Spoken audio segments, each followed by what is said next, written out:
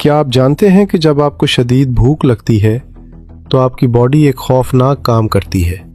आपका जिस्म खुद अपने आप को खाना शुरू कर देता है। सुनने में ये डरावना लगता है ना?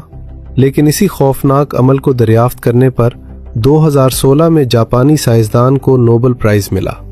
इस प्रोसेस को ऑटोफेजी कहते हैं। ऑटो का मतलब खुद और फेजी का मतलब खाना। जब हम भूखे रहते हैं तो हमारे हेल्दी सेल्स जिस्म के अंदर मौजूद कैंसर ज़दा और बीमार सेल्स को खाकर सफाई कर देते हैं। ये बिल्कुल वैसा ही है जैसे आप अपनी गाड़ी की सर्विस करवाते हैं ताकि वो नई जैसी हो जाए।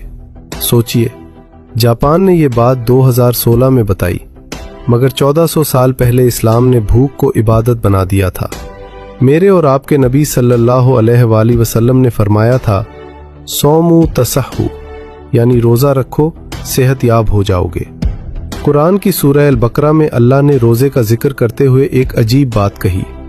अल्लाह ने फरमाया, और तुम्हारा रोज़ा रखना तुम्हारे ही हक में बेहतर है अगर तुम इल्म रखते हो।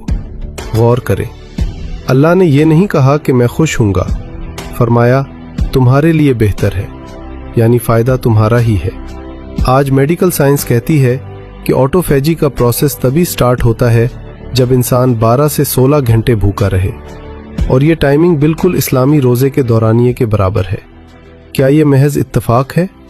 ये सिर्फ सवाब का मामला नहीं, बल्कि कैंसर और बीमारियों से बचने का एक आसमानी डिटॉक्स प्रोग्राम है।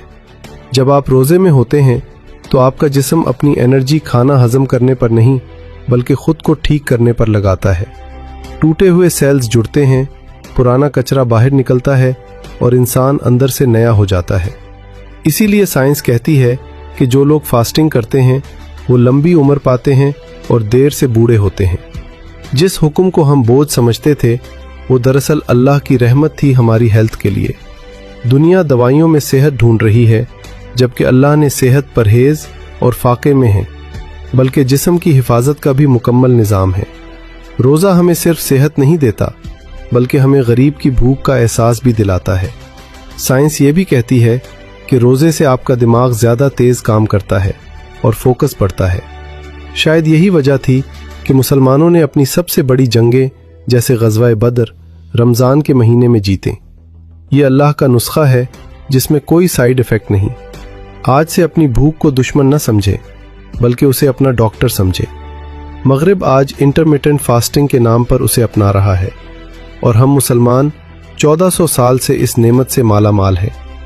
इस बेहतरीन निज़ाम पर अपने रब का शुक्र अदा करें और कहें सुभान अल्लाह।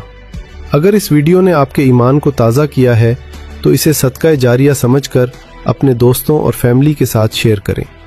अगर आप चाहते हैं कि हम ऐसे ही गहरे साइंसी और इस्लामी टॉपिक्स पर रिसर्च करते रहें तो स्टार्स भेजकर हमारी टीम को सपोर्ट करें। आपका एक छोटा सा स्टार भी हमारे लिए बहुत बड़ी मोटिवेशन है।